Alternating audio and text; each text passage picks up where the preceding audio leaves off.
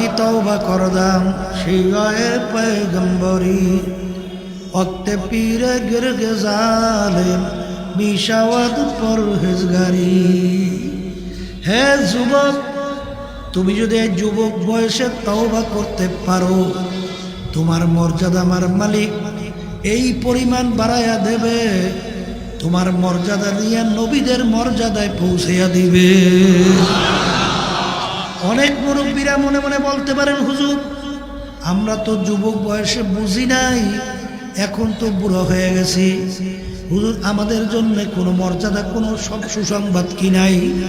হে আমার মুরব্বীরা, আপনাদের জন্য সুসংবাদ আছে। কিয়ামতের ময়দানে রব্বুল আলামিন 7 প্রকার লোককে ডাইকা ডাইকা তার স্পেশাল আরশে স্পেশাল ছায়া দান করবে। এর ভিতরে এক প্রকার ওই জাকিরিন, যারা গোপনে অন্ধকারে আমার মাওলার জিকির করতে করতে করতে করতে ফাফাজাত আইনাহু, তাদের 2 চোখের থেকে পানি ছাড়বে, গুনার কথা মনে করবে, মাওলার দরবারে মাপ চাবে। ওই জাকিরিনকে আমার মালিক ডাইকা তার স্পেশাল আরশে ছায়া দান করবে। হে আল্লাহর বান্দারা, ওই প্রকার লোককে আমার মালিক তার আরশে ছায়া দান করবে। হুব্বু ফিল্লাহ বুগযু ফিল্লাহ, যারা মোহাব্বত রাখবেও করবেও আল্লাহর জন্যে, এবং মোহাব্বত ছাড়বেও ভাঙবেও কার জন্যে? আল্লাহর জন্যে। মোহাব্বত করবেও কার জন্যে? আর মোহাব্বত ভাঙবেও কার জন্যে? হুব্বু ফিল্লাহ বুগযু ফিল্লাহ। এ আল্লাহর বান্দারা, আমিনু কামা আমানান নাস, আমার মালিক বলেন তোমরা ঈমান আনো। ঈমানের ধর্মটা কেমন হবে?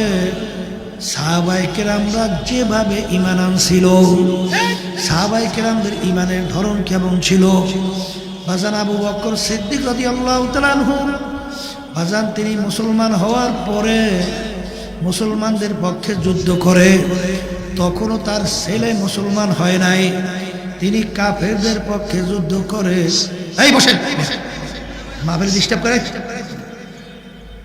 কাফেরদের পক্ষে যুদ্ধ করে, তখন ছেলে ততক্ষণ পর্যন্ত মুসলমান হয় নাই। বাজান পরে সন্তান যখন মুসলমান হয়ে গেল, ডাক দিয়া বলে, আব্বাজান অমুক যুদ্ধে এমন কায়দায় আপনি আমার সামনে পইরা গেছিলেন, আমি ইচ্ছা করলে আপনাকে আমি কতল করতে পারতাম, কিন্তু